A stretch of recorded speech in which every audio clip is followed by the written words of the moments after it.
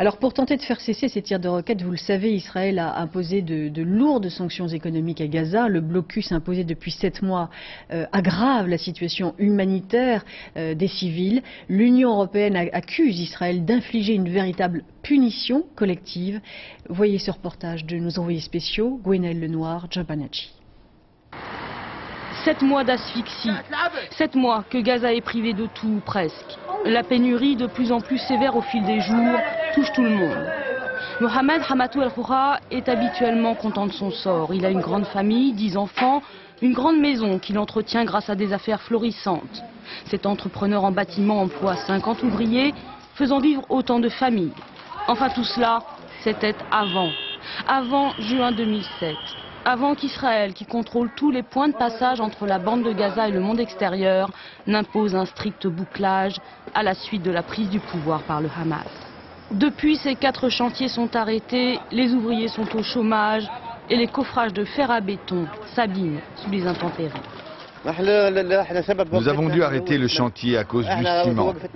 Juste après les événements, les heurts entre le Hamas et le Fatah et le coup d'État, les points de passage ont été fermés. Du coup, il n'y a plus de ciment.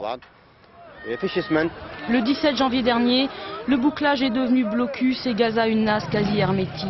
Ouverte moins d'une semaine plus tard à coups de bulldozers et d'explosifs, le mur d'acier entre le territoire palestinien et l'Égypte est abattu par les hommes du Hamas.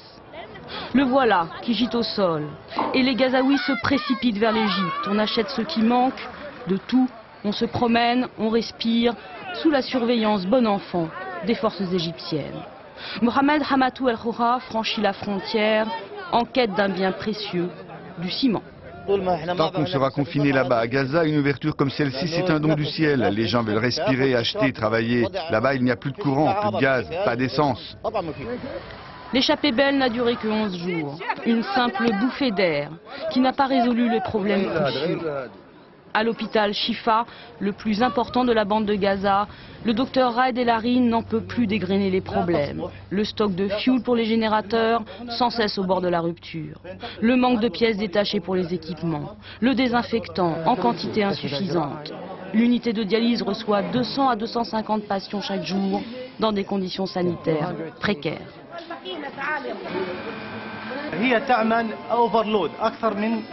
Ces appareils fonctionnent au-delà de leur capacité.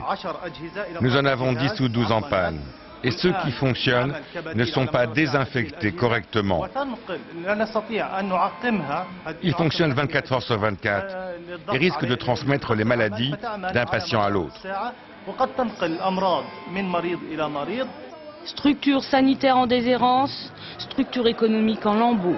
Dans les centres de distribution de l'UNRWA, l'agence de l'ONU chargée des réfugiés, c'est la cohue. Ici, on vient chercher des produits de base, farine, sucre, huile, lentilles.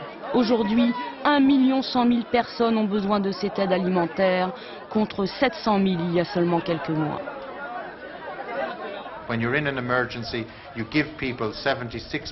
En situation d'urgence, vous devez fournir aux gens 76% des calories dont ils ont besoin chaque jour. Ce sont les normes internationales.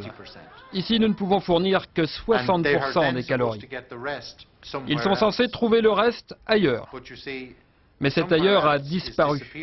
Il n'y a pas de travail, même de petits boulots journaliers, car l'économie s'est totalement effondrée. 80% de la population vit aujourd'hui avec moins d'1,50 € par jour. À Gaza, depuis 8 mois, ce n'est pas de vie dont il est question, juste de survie.